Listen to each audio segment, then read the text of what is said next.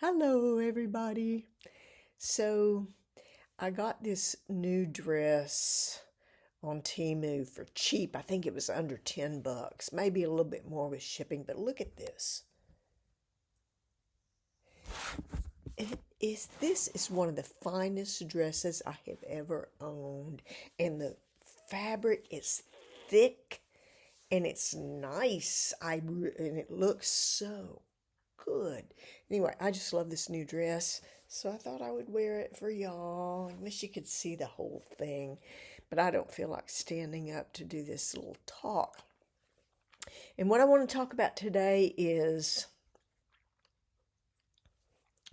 do you ever hesitate to call somebody?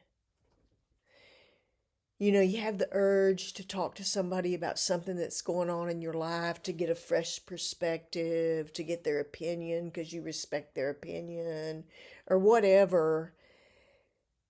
But you hesitate to call them because you're afraid you're going to end up listening and listening and listening and never getting a turn to tell them what it was you called about. Because this is happening to me more and more often.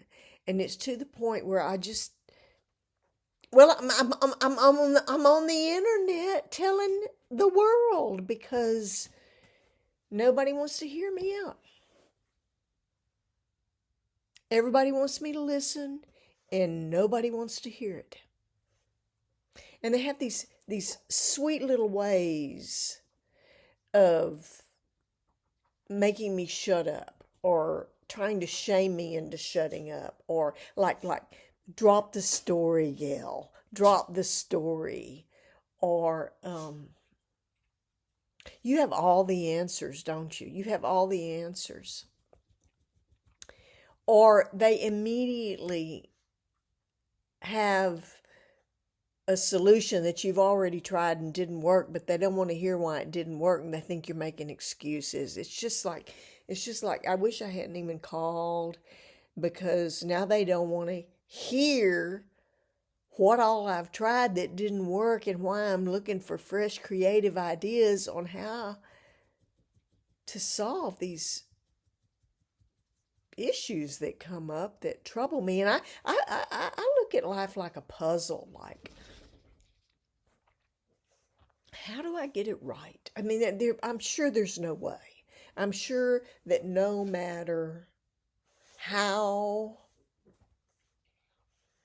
skillful I become at living life, it's always going to throw me a curveball, because, I mean, it's been unfolding. Life I'm talking about has been unfolding for billions of years. And so part of evolution is just new things unfolding. So there's never going to be the ultimate solution, but becoming more skillful is important to me, and having more and more successes and co-resolving issues to the satisfaction of everyone is very important to me. And I like talking to people who are interested in those kinds of things, instead of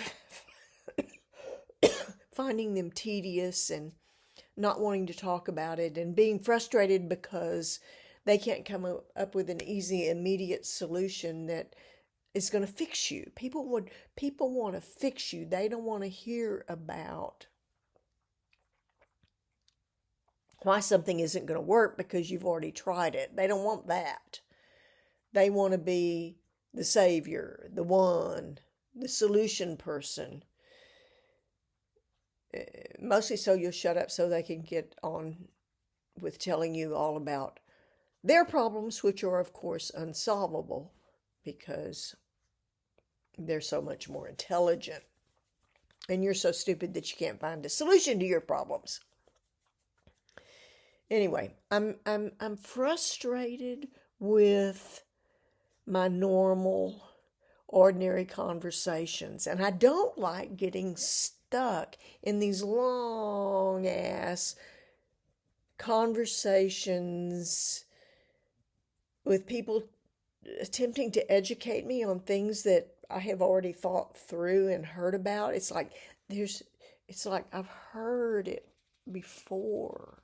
And sometimes from the same person, which now I know I repeat myself too, so I shouldn't be judgmental about that. But I wish conversation was more fulfilling and satisfying.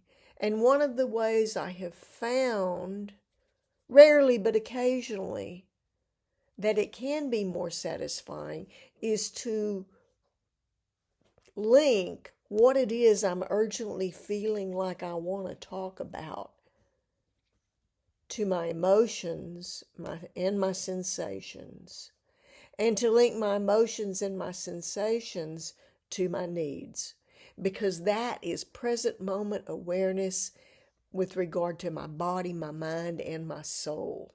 It is a consciousness of aliveness.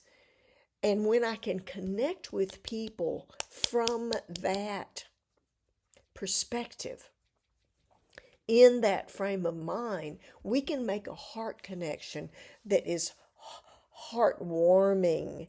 It almost feels like my heart throbs with relief and appreciation. And a lot of times tears come up, tears of gratitude, tears of I'm so glad I know you. I'm so glad we're talking about this in the way that we're talking about it. And that's the direction that I'm trying to go with my conversations.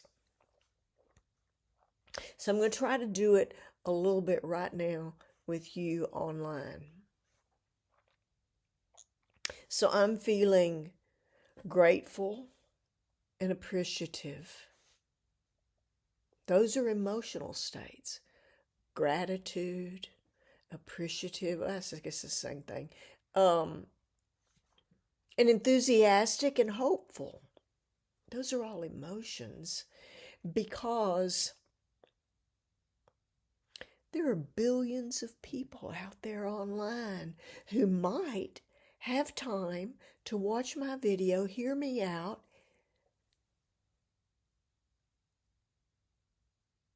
and be interested in what I have to say. So I have a little bit of hope that somebody's going to want to listen to me.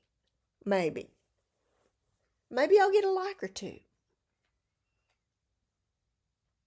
And that gives me a sensation in my body of strength, of a gladness to be alive, a vitality, an aliveness sensation. So I've given you my emotions and my sensations about doing these little talks on the internet and hoping somebody will find one and respond. I'd love to have some written conversations about it. And how do these emotions and sensations, feelings, emotions are feelings and sensations are feelings, how do these feelings relate to my need? What is my need underneath all that? My need underneath all that is for communication that's satisfying and fulfilling and doesn't involve shaming and blaming and educating and selling or being sold to, or having to resist being sold to, or excuse making or blaming or complaining, or all those things that are getting old. We have to give those things up and have more fulfilling conversations in order to have more satisfying lives, is kind of my opinion.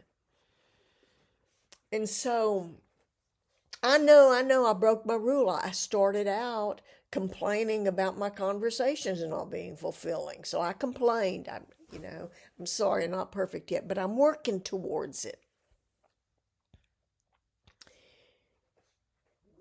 So I've given you my sensations, my emotions, those are my feelings, and how it relates to me with wanting a sense of community, with wanting people with which I can have satisfying conversations and collaborate for solutions about making this world a better place and having more peace of mind and fulfilling lifestyles. And I don't like the word lifestyle because it kind of reminds me of swinging, and I'm just really not into that.